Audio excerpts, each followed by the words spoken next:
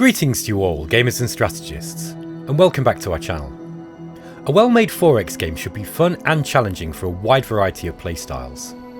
In line with the series' design philosophy to allow the player to tailor each game experience to their own needs and tastes, Galactic Civilizations IV Supernova mixes an organic difficulty toolset with traditional difficulty settings to ensure every gamer can find a challenge that best suits them. Different people play strategy games for different reasons.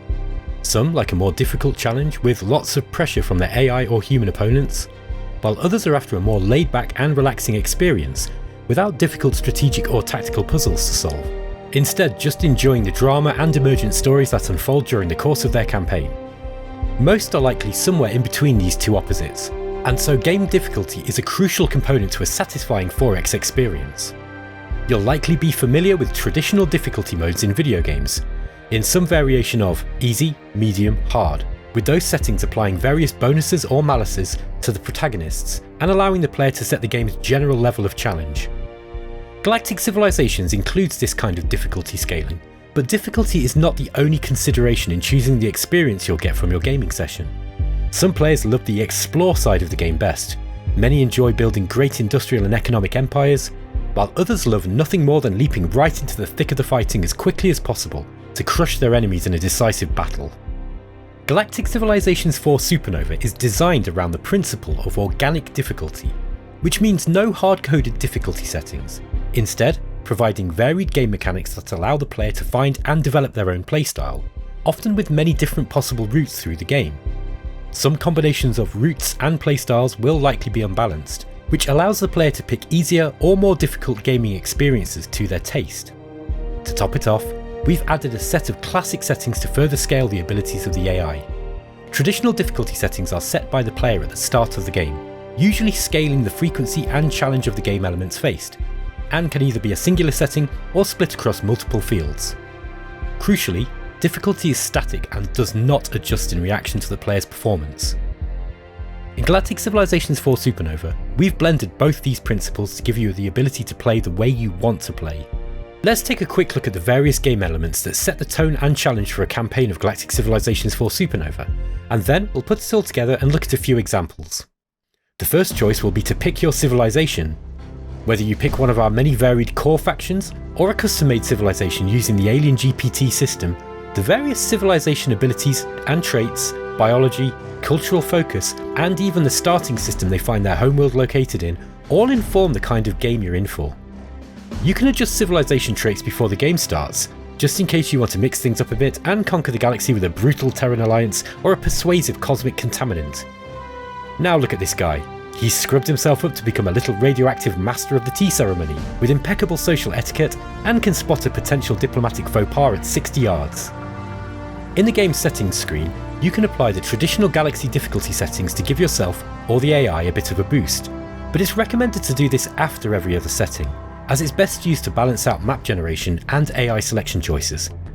For example, removing the cosmic contaminant's diplomatic penalty negates their biggest weakness, and so it might be appropriate to increase the overall game difficulty to adjust for that change. Here, you can also speed up or slow down the pace of research or manufacturing, for those who want a faster or slower paced game respectively, increase or decrease the frequency of minor races, NPC fleets like pirates, space monsters and precursor sentinels, and tell the map generation algorithm to try to place AI civilizations either closer to you at the game's start or further away. The galaxy settings contain sliders to set the overall map size and number of sectors to separate it up into. A single sector will be a close approximation of previous GalCiv games, while having two or more sectors will bring additional challenges and strategic considerations to the table.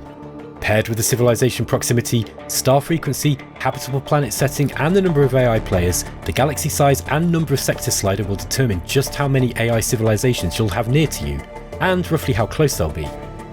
This is a key point. The proximity of the AI and how much space you'll have to expand before you bump into them is one of the critical factors in determining your playstyle and the difficulty of the game.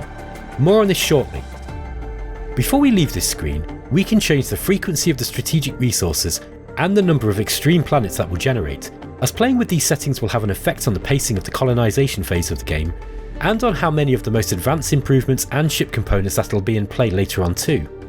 The player can exclude any victory conditions that they don't want to play with, and disable tech trading, tech brokering, or AI surrendering mechanics. Finally, let's pick some AI players to face off against in our war for galactic dominance, and it's important to note that this stage can be crucial to the flavour of your game you'll be playing, and is a critical factor in choosing the level of challenge you'll face. With this screen alone, the playthrough can be made extremely difficult or extremely easy.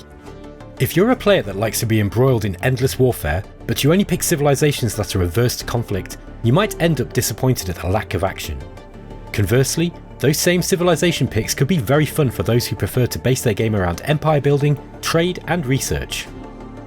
For beginners, we generally advise you pick a balanced selection of civilizations, and stick with no more than the recommended number of AI players for the map settings you've selected.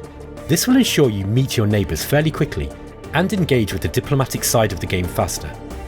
You should also pick at least one aggressive civilization in the game, such as the Drengin, Korath clan or the Yor, and pick a few to trade with you, or be willing to form alliances in the face of such a threat too.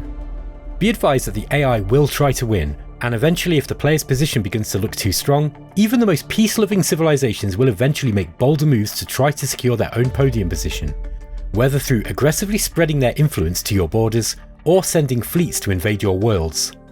Always be prepared for war. That was a lot of information, so let's take a look at some examples, with the settings used to achieve the desired playstyle and difficulty. The key thing to note here is that as you learn the basics of the game, and get a few completed campaigns under your belt, you'll start to get a feel for what works for you. Galactic Civilizations is designed to be played many times over, in many different playstyles.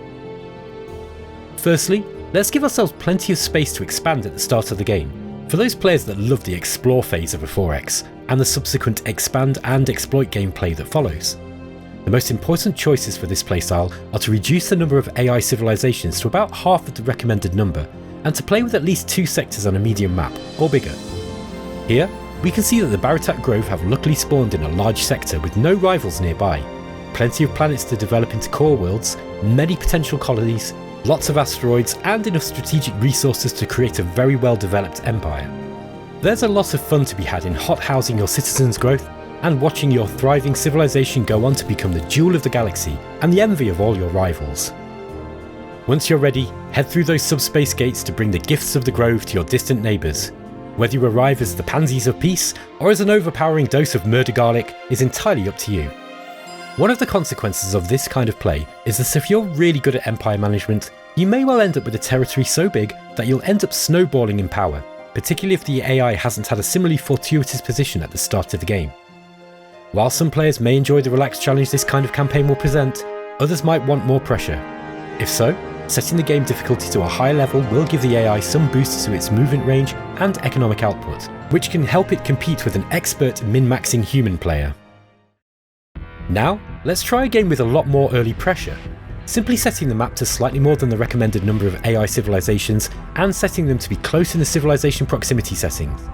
Now, those guys are more likely to be right on your doorstep, meaning a rush for planets and resources, the slow but inevitable push of cultural pressure, and all potentially leading to an arms race to prepare for an early war. The pacing of this game is likely to be a lot different, and it's likely you'll be pushed into a taller playstyle, as there'll be less core worlds and colonies to go around, with soldiers in transports replacing colonists in colony ships as your prime tool for expanding your collection of planets. Depending on your neighbours, this could be very difficult, or just a different flavour of relaxed. In this example, the Terran Alliance were hemmed in by both the Taurians and Baratak, and because the Terrans were forced into playing tall, and consequently lagging behind in building many warships, the ever-belligerent Drengin Empire have declared war, hoping to crush those pesky humans before they leverage their superior diplomatic abilities to rouse a coalition into action against them. Political drama and action comes thick and fast with this kind of setting, with every decision critical to the player's survival. Enjoying the pressure? Then this is the playstyle for you. Blending the principles of organic difficulty with traditional settings brings greater variety to your campaign. The more you play, the more you'll come to understand the playstyles and challenges that you like the best, and Galactic Civilizations IV Supernova gives you the tools to explore it all. As always, thanks for watching, and happy gaming.